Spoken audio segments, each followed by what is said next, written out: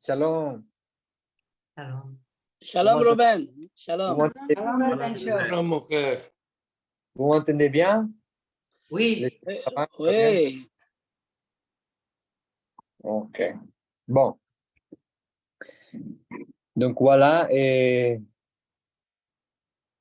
merci à l'Éternel, grâce à l'Éternel qui soit béni son nom par sa parole, que vraiment dans cette réunion de soutien entre chacun de nous, de sa parole, de réflexion, de temps, des choses qui nous encouragent à continuer à marcher dans cette chemin, dans ce beau chemin, c'est le chemin de l'Éternel. Je voudrais vous partager aujourd'hui quelques versets du Psaume 86. Donc, vous pouvez déjà chercher le Psaume 86 et on va commencer. Voilà. Voilà, en fonction de ma Bible, voilà, c'est en français, il y a un sous-titre dans ces psaumes qui dit, et dans le sous-titre de ces psaumes, il est dit prière de David. En hébreu, nous trouvons aussi ces mêmes mots, prière de David, le mot prière et le mot tefila. Ça, on le connaît déjà, non? Tefila. Donc, dans ces psaumes, nous trouverons le secret d'un serviteur. Ça, c'est important. Il y a un secret, il y a une clé très importante. Et rappelons-nous que David, c'est un modèle de serviteur, on dit un serviteur fidèle qui avait son corps comme on dit, son corps c'était c'était un corps qui ressemblait au corps de Dieu. Je ne sais pas comment on dit, si c'est bien dit, en espagnol, oui. Donc, voici le modèle du serviteur David. Okay. Donc, nous trouverons le secret d'un serviteur acquis par Dieu. Comme vous savez bien, nous, chacun de nous, nous sommes des serviteurs, nous étions acquis par Dieu. Et vous savez bien que par le sang de Yeshua, son sacrifice, on a été choisis. Ce n'est pas nous qui choisit l'Éternel, c'est lui qui nous choisit. Donc, le roi David, voici une clé du succès de David en tant que serviteur. Nous apprendrons cette grande vertu du roi David, ce qui l'a rendu unique. David était le candidat idéal pour être le roi dont la dynastie serait éternelle et qui gouvernerait le royaume d'Israël. Donc, le verset 1 dit, c'est ici, prière de David, comme je vous ai dit, prière de David, Éternel, incline ton oreille, Éternel, écoute-moi, car je suis dans l'affliction et dans la détresse. Dans cette autre version, dit, Éternel, prête oreille, exauce-moi, car je suis malheureux et indigent. On pourrait dire que tout ce que David désirait, c'était d'être entendu par Dieu. Donc, il y a un point très important ici. Donc, dans le corps de David, on peut voir dans ces premiers versets quelle était l'intention vraiment de son corps. Il voulait toujours, il désirait toujours, il souhaitait toujours la présence de l'Éternel. Qu'il pourrait être entendu par Dieu même dans cet désir. Ça nous montre quel doit être notre désir, notre position devant l'Éternel. Nous devons à chaque instant, nous devons désirer ça. L'Éternel nous appelle aujourd'hui. Si on a dévié notre regard vers hors lui, donc retourner faire Teshuvah, comme l'a enseigné notre frère Bernard dans une paracha, faire Teshuvah, c'est important, c'est tourner la tête, le face à lui, tourner de ses chemins vers lui. Donc, voilà que David désirait sincèrement être entendu par Dieu.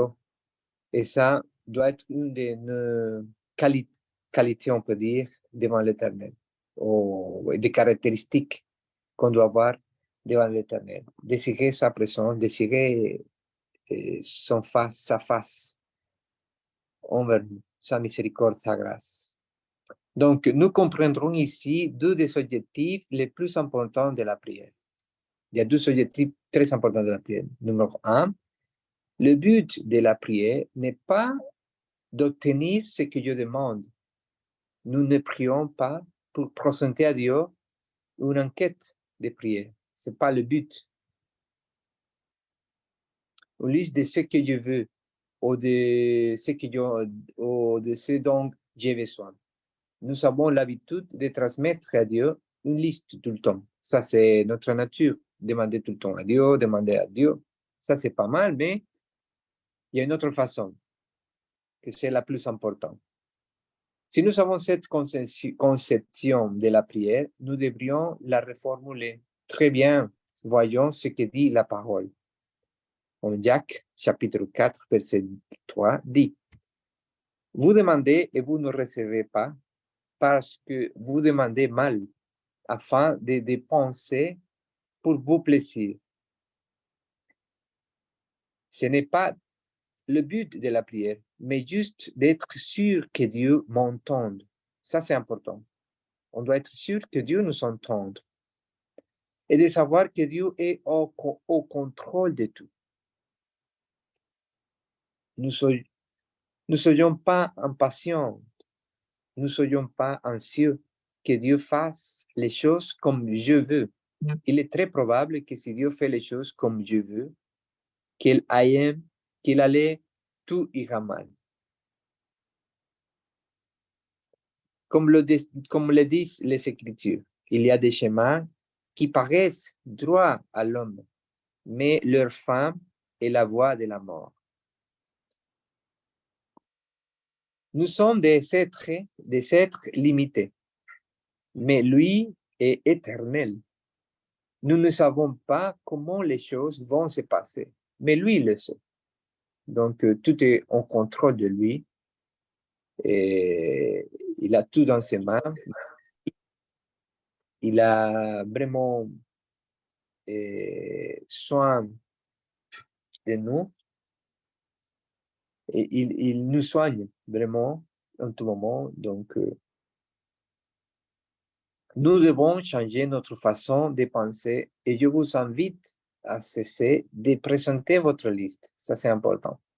Parce que comme Dieu, il connaît tout ce qu'on a besoin. Bien sûr qu'on fait savoir à l'Éternel dans notre prière ce qu'on a besoin, mais il connaît déjà notre besoin.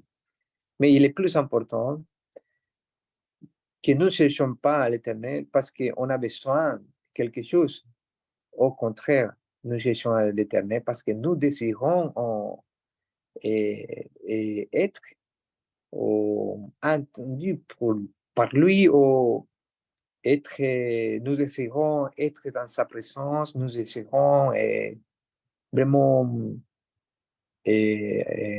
marcher dans sa voie. Ça, c'est très important pour l'Éternel.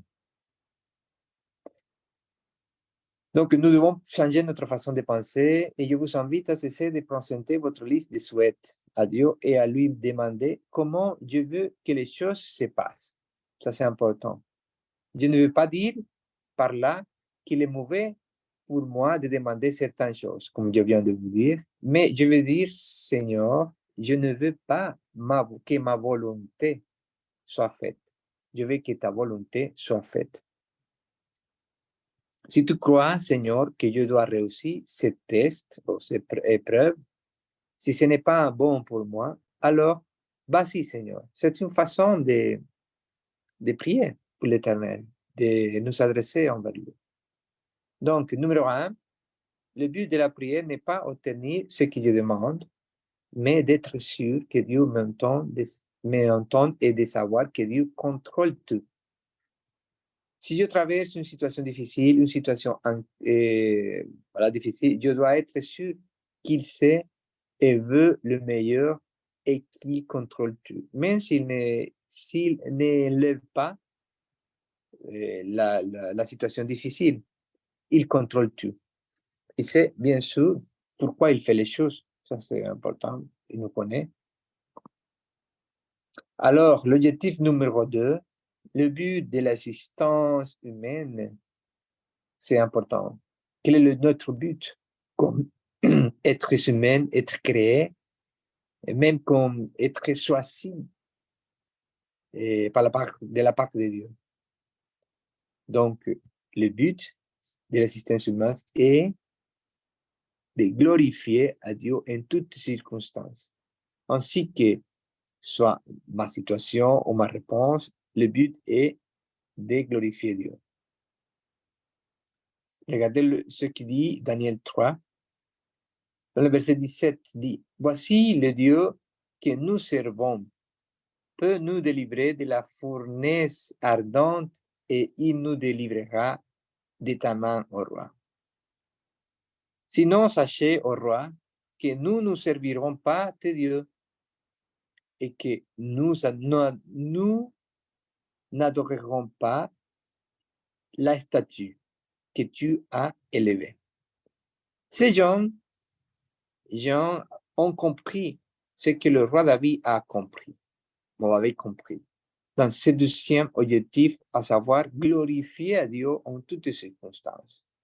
Il ne faut donc pas paniquer si les choses ne vont pas comme nous les souhaitons, mais simplement les louer et honorer le roi éternel. Qu'est-ce que nous dit l'apôtre Paul? Comment il a également exprimé ses sentiments dans la lettre aux Philippiens. L'apôtre Paul a également exprimé ses sentiments dans sa lettre de Philippiens. Philippiens 1, versets 20 et 21 dit, « Selon mon attente et mon espérance, je ne rougirai de rien, mais j'ai glorifié. » Attends, je vais les chercher parce que c'est les bouger, c'est Philippiens, je vais les mettre ici. Attendez un moment, s'il vous plaît. Philippiens, voilà. Verset 1. Oui, chapitre 1. Voilà, ici.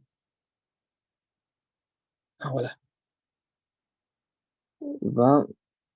Ok. Selon ma ferme attente et mon espérance, que je n'aurai honte de rien, mais que maintenant, comme toujours, Machia au Christ sera glorifié dans mon corps avec une pleine assurance, soit par ma vie, soit par ma mort.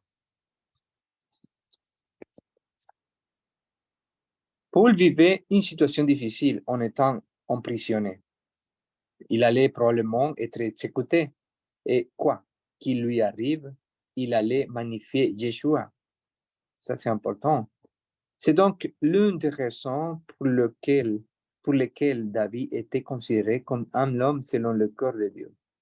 Il est resté fidèle.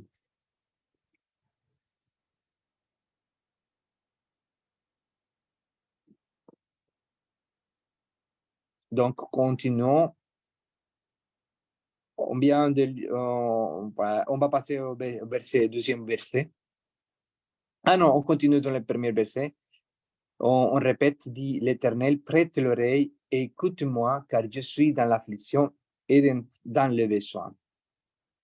Ici, dans la version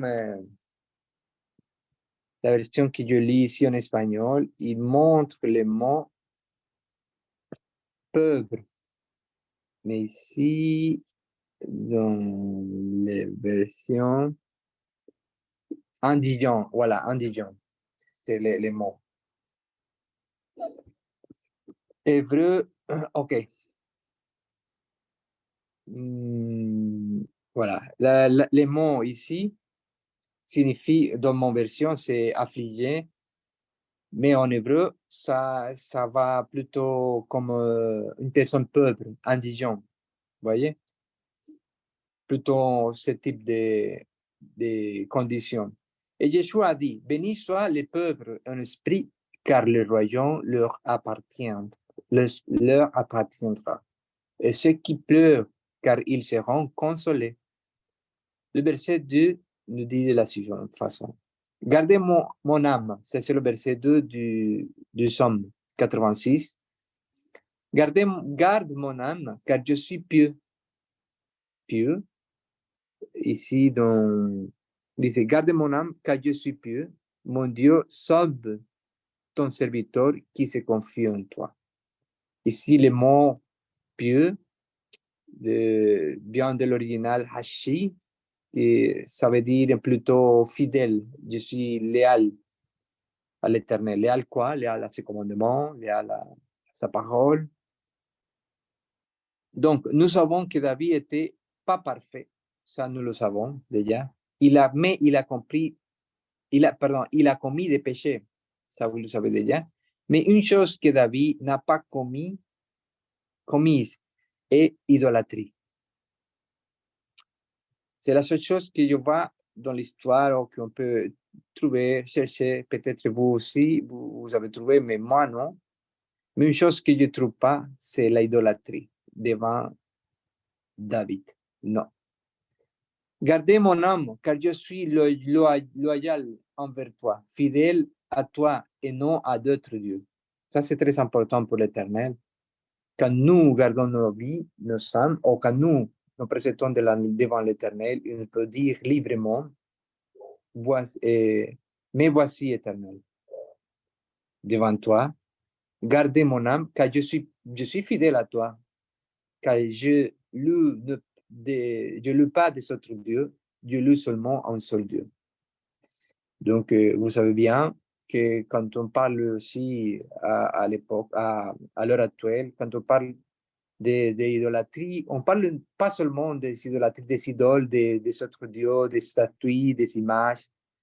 On pourrait parler même des choses dans nos vies quotidiennes qui nous écartent, on peut dire, de l'Éternel, de la présence de l'Éternel. Il y a des choses dans nos vies qui puissent vraiment devenir un idole pour nos vies. Donc, c'est important de réfléchir dans nos vies quotidiennes et vraiment nous présenter devant l'Éternel en disant, comme David il a dit, garde-moi car je suis fidèle, je suis pieux, je suis fidèle à toi. Il n'y a que toi. Amen. Sauve ton serviteur, ô mon Dieu, qui se confie en toi. David avait une sécurité. Il était sûr. La question serait de savoir en qui j'ai confiance, en qui se trouve toute notre sécurité, dans nos comptes bancaires, dans nos voitures, dans notre maison, dans quoi? Dans la famille, mais bien sûr, il y a une confiance, type de confiance, mais en quoi il est fondé notre confiance? En qui? Donc, verset 3. Aie pitié de moi, Seigneur, car je crie à toi tous les jours. Aie pitié de moi, Éternel, car je crie vers toi tous les jours. Miséricorde, c'est un don non mérité. Ici, cette expression, je crie vers toi tous les jours, montre l'idée de faire une personne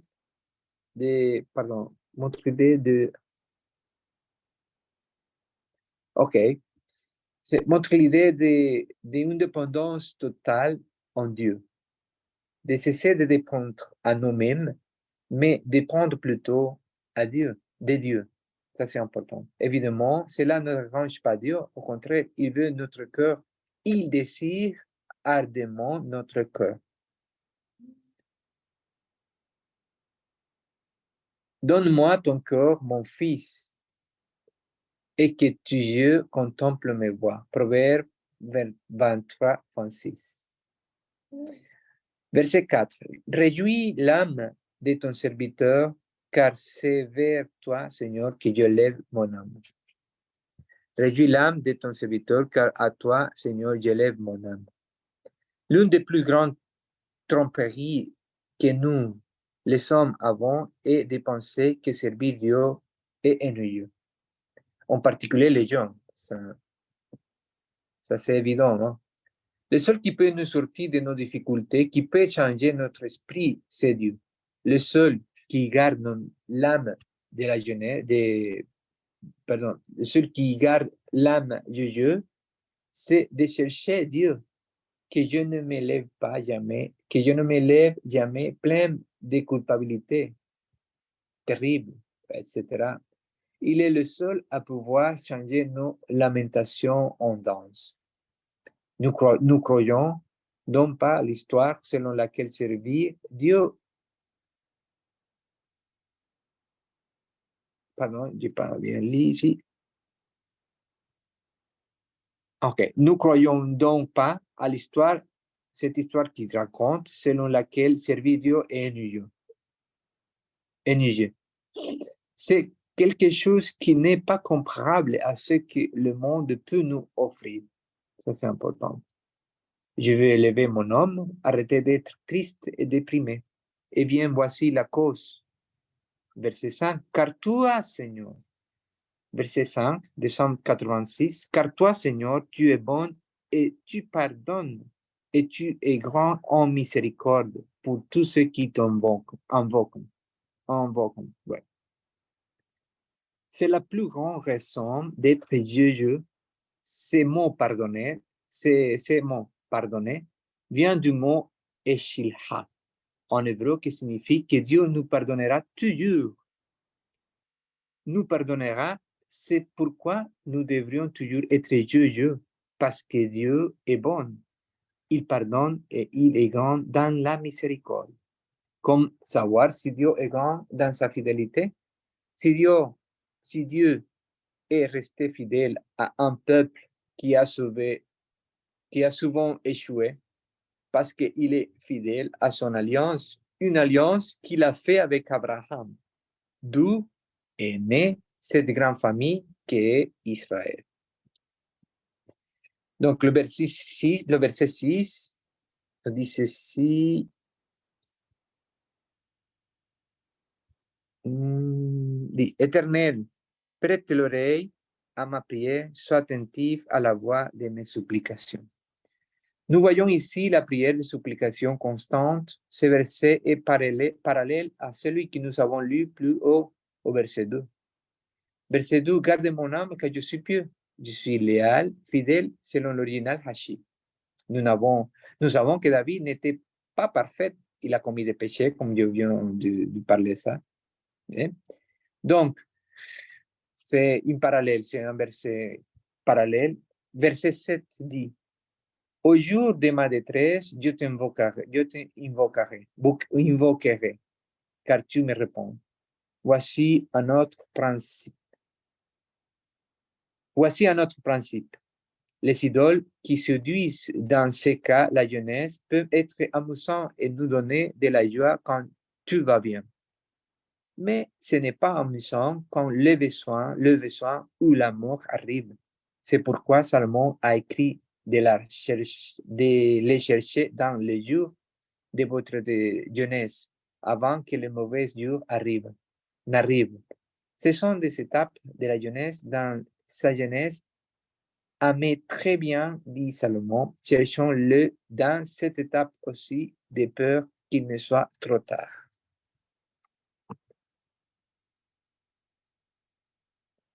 Donc, regardez ce qui arrivera lorsque vous criez si vous continuez à servir à d'autres dieux. Dieu a averti le peuple d'Israël.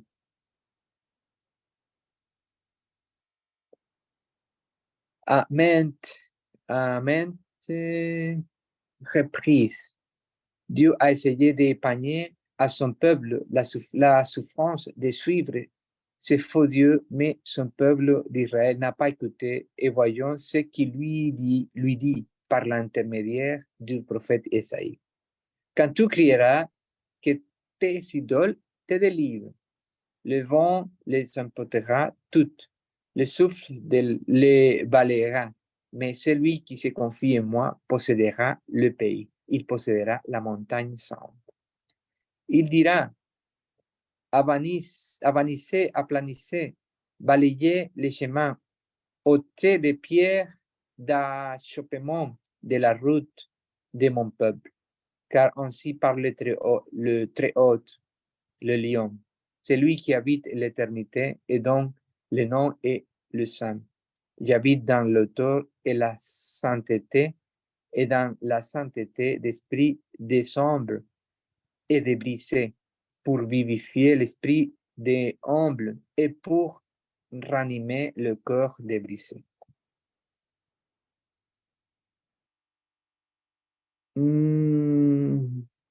Donc, verset 8, il n'y a personne comme toi parmi les dieux. Il n'y a personne comme toi parmi les dieux, ni d'action qui également te tienne. Nul est comme toi parmi les dieux, Seigneur, et rien ne ressemble à tes œuvres. Donc, je vais finir d'ici jusqu'au verset 8. Et voilà, une petite réflexion par rapport à nos vies dans ce modèle. On peut se regarder en David, comment c'était un homme selon le cœur de Dieu. Et c'est très important pour nous aujourd'hui. Et dans cette sorte, nous encourage vraiment à continuer dans ce chemin, car il a contrôle de tout dans nos vies, qu'il entend nos voix et que à chaque fois, nous apprenons à prier, nous apprenons à nous adresser devant l'Éternel. Chaque fois que nous étudions sa parole, nous apprenons, et c'est important d'apprendre, mais mettre en pratique aussi, c'est important. Donc, comme dit l'apôtre Paul en Romains chapitre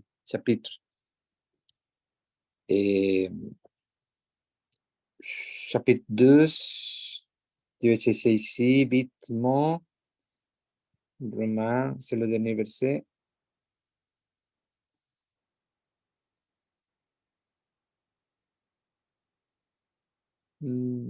Voilà, du verset 1. Romains 2, verset 1 et verset 2. Dieu vous exhorte donc, frères, par la compassion de Dieu, à offrir vos corps comme un sacrifice vivant, saint, agréable à Dieu, ce qui sera de votre part un culte raisonnable.